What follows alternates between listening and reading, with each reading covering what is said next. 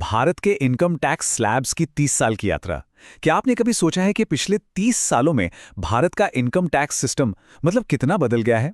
ये एक बहुत ही दिलचस्प कहानी है कि कैसे टैक्स के नियम बदले और हमारी बचत पर इसका क्या असर हुआ। आज हम इसी रोमांचक सफर पर चलेंगे और देखेंगे कि भविष्य के बजट में, खासकर 2026 में, क्या बड़े बदलाव हो सकते हैं। तो इस वीडियो को अंत तक जरूर देखें। एक सवाल जो आजकल हर किसी की जुबान पर है, क्या 2026 का बजट 30 साल पुराने टैक्स नियमों को हमेशा के लिए बदल देगा? ये एक ऐसा सवाल है जो हर टैक्स पेयर की जेब पर सीधा असर डाल सकता है और इसी वजह से सबकी नजरें इस पर टिकी हुई हैं। तो आज हम क्या क्या देखने वाले हैं? हम समय में पीछे जाएंगे, 90 के दशक के बड़े सुधारों से शुरू करेंगे। फिर देखेंगे कि कैसे टैक्स फ्री इनकम की सीमा बढ़ी, एक बिल्कुल नई टैक्स व्यवस्था आई, और इन सब के बाद हम आज की स्थिति और भविष्य की संभावनाओं पर भी नजर डालेंगे। तो चलिए सबसे पहले बात करते हैं बजट 2026 की। क्या ये टैक्स सिस्टम में एक बड़ा तूफान लाने वाला है? इस सफर को समझने के लिए हमें पहले ये जानना होगा कि हम 11 टैक्स स्लैब से 7 तक पहुंचे कैसे। जरा सोचिए, एक समय था जब आजादी के बाद इनकम टैक्स में 11, जी हां, 11 अलग अलग स्लैब हुआ करते थे। हिसाब लगाना कितना मुश्किल रहा होगा, है ना? खैर, शुक्र है इतने सालों में इसे आसान बनाने की लगातार कोशिशें हुई हैं और आज हम 7 स्लैब तक आ गए हैं। अब चलते हैं 90 के दशक में। ये वो दौर था जब भारत की अर्थव्यवस्था एक नई करवट ले रही थी और इसी दौर ने आज के टैक्स सिस्टम की नींव रखी। यहीं से सब कुछ बदलना शुरू हुआ और इस बड़े बदलाव के नायक थे उस समय के वित्त मंत्री डॉक्टर मनमोहन सिंह। उन्होंने 1994-95 में एक ऐसा कदम उठाया जिसने टैक्स की दुनिया को हिलाकर रख दिया। उन्होंने 11 स्लैब की जगह एक सरल, सिर्फ 3 स्लैब वाला सिस्टम पेश किया। जैसा कि आप यहां देख सकते हैं, उस समय 1.2 लाख रुपए से ज्यादा कमाने वालों को 40% टैक्स देना पड़ता था। आज के हिसाब से ये बहुत ज्यादा लगता है ना? लेकिन उस वक्त के लिए इतने सारे स्लैब से छुटकारा पाना ही एक बहुत बड़ी राहत की बात थी। और ये माना जाता है कि मनमोहन सिंह ने भारत की अर्थव्यवस्था को बहुत ही समझदारी से संभाला था। उनके इन सुधारों ने देश को एक नई आर्थिक दिशा दी, जिसकी तारीफ आज भी होती है। मनमोहन सिंह के बाद आए पी चिदम्बरम और वो लेकर आए एक ऐसा बजट जिसे आज भी ड्रीम बजट के नाम से जाना जाता है। ऐसा क्या था इस बजट में जो इसे सपनों का बजट कहा गया? चलिए देखते हैं। अरे वाह, ये देखिए, टैक्स की दरें और कम हो गईं। सबसे ऊंची दर जो 40% थी वो घटकर सीधा 30% पर आ गई। ये आम आदमी और टैक्स पेयर्स के लिए एक बहुत बड़ी खुशखबरी थी, क्योंकि अब उनकी मेहनत की कमाई का ज्यादा हिस्सा उनकी अपनी जेब में बच रहा था। अब हम 2000 के दशक में कदम रखते हैं।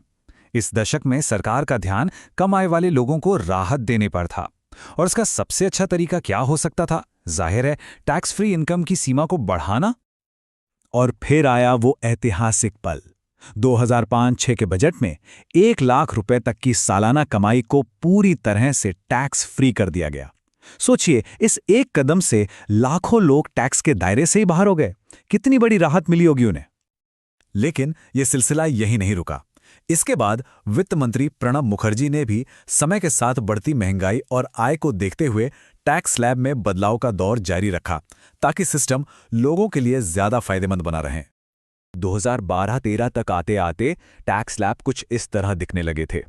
यहां साफ देखा जा सकता है कि कैसे धीरे धीरे कम टैक्स वाली आय का दायरा बढ़ता जा रहा था। इससे खासतौर पर मध्यम वर्ग को बहुत फायदा हो रहा था।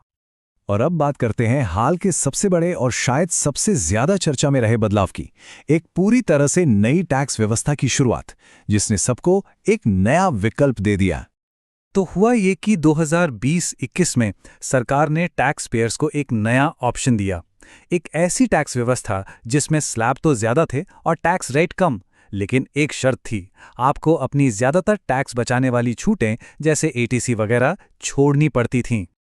ये सिस्टम थोड़ा पेचीदा था, जिसमें 7 स्लैब थे। हर 2.5 लाख की कमाई पर टैक्स की दर 5% बढ़ जाती थी। ये सालों में हुआ सबसे बड़ा ढांचागत बदलाव था, जिसने हर टैक्स पेयर को ये सोचने पर मजबूर कर दिया कि भाई, उनके लिए पुराना सिस्टम बेहतर है या ये नया वाला। इतने सारे बदलावों के बाद अब हम आज की स्थिति पर आते हैं। आज टैक्स सिस्टम कैसा दिखता है और यहां से 2026 का रास्ता कैसा हो सकता है, चलिए समझते हैं। आज की तारीख में नई टैक्स व्यवस्था को ही मुख्य डिफ़ॉल्ट विकल्प बना दिया गया है। इसका मतलब है, अगर कोई टैक्स पेयर खुद से पुरानी व्यवस्था नहीं चुनता तो उसे अपने आप नई व्यवस्था में डाल दिया जाता है। सरकार ने इसे और आकर्षक बनाने के लिए इसमें कुछ और बदलाव भी किए हैं।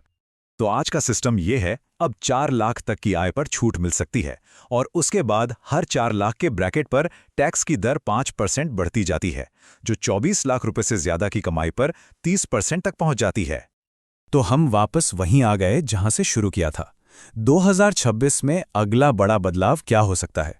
क्या सरकार इन दोनों पुरानी और नई व्यवस्थाओं को मिलाकर एक नया और भी सरल सिस्टम बनाएगी, या फिर टैक्स स्लैब और कम हो जाएंगे? इसका जवाब तो वक्त ही देगा, लेकिन एक बात तो तय है, बदलाव जरूर होगा। ऐसी ही जानकारी के लिए सब्सक्राइब कीजिए ऑल कैन स्टडी को। धन्यवाद और चलिए अगले वीडियो पर मिलते हैं।